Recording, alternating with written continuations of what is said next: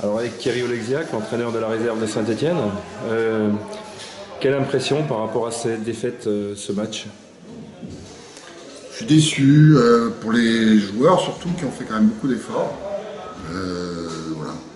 Il y a eu une discipline dans ce qu'on a fait, il y a eu beaucoup de courses, il y a eu peut-être parfois un peu de maladresse technique, notamment dans les derniers gestes et dans les 30 derniers mètres. Après, on a respecté notre plan de jeu, on a été assez, comment je dirais, consciencieux, voire parfois dans le match un petit peu conquérant, donc c'était un match qui est intéressant.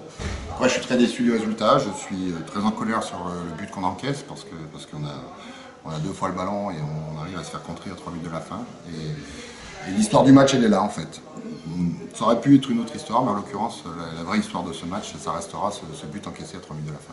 Un scénario cruel finalement? Oui, mais enfin bon, quand on prend des buts, on peut que se regarder dans la glace et l'analyser et tout faire pour ne pas recommencer. Voilà. En plus, c'est pas la première fois que ça nous arrive cette année.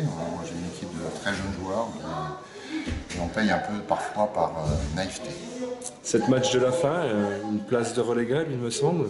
Comment vous sentez vos joueurs par rapport à ce défi? Je l'ai trouvé bien moi ce soir, paradoxalement. Je suis très déçu du résultat, je suis très en colère sur le type de but qu'on a pris.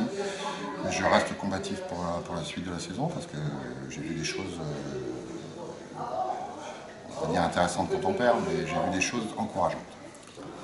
Déjà, je suis très heureux pour le club et pour les copains.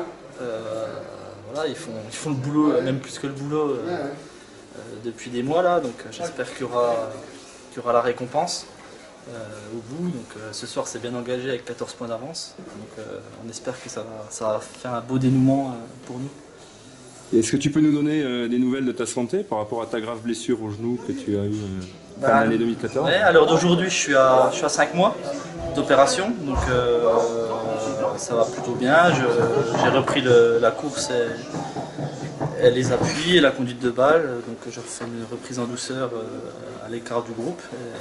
J'espère pouvoir courant mai pouvoir reprendre le jeu et pourquoi pas reprendre la compétition, mais vraiment on verra ça dans un mois.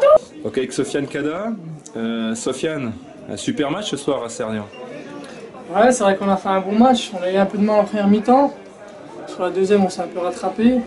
On savait qu'en gagnant ce soir, on mettait nous à 14 points quand ils ont joué dans l'après-midi et qu'ils ont perdu. Donc une bonne soirée. Première mi-temps un petit peu compliquée face à un adversaire de qualité?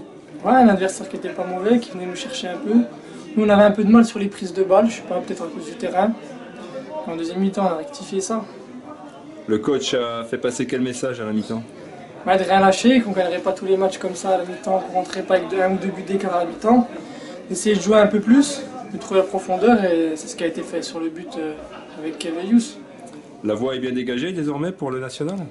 Ouais, ben on va pas s'enflammer, mais on y va quoi. 14 points d'avance, 4 jokers finalement au minimum? Ouais, 4 jokers, mais bon, nous on ne rate pas comme ça. On va essayer d'enchaîner les victoires, 2, 3 de suite, et puis ça sera fait quoi. On va essayer de conclure l'affaire le plus rapidement possible. Avec Maurice Goldman, l'entraîneur de l'ASMB, encore une belle victoire ce soir à Serzian, Maurice. Ouais, belle victoire, mais elle était difficile. On est tombé sur une bonne équipe de Saint-Étienne qui nous a donné beaucoup de fil à retordre. On a fait une mauvaise première mi-temps selon moi et beaucoup trop de déchets techniques. Et par contre en deuxième mi-temps, bon, en plus on a la chance du champion. On marque à 3 minutes de la fin. Donc ouais, c'est une belle soirée. En plus Mulhouse a perdu, ça nous donne 14 points d'avance. Ça commence à sentir bon pour la montée. Quel a été le message à la mi-temps par rapport aux difficultés rencontrées?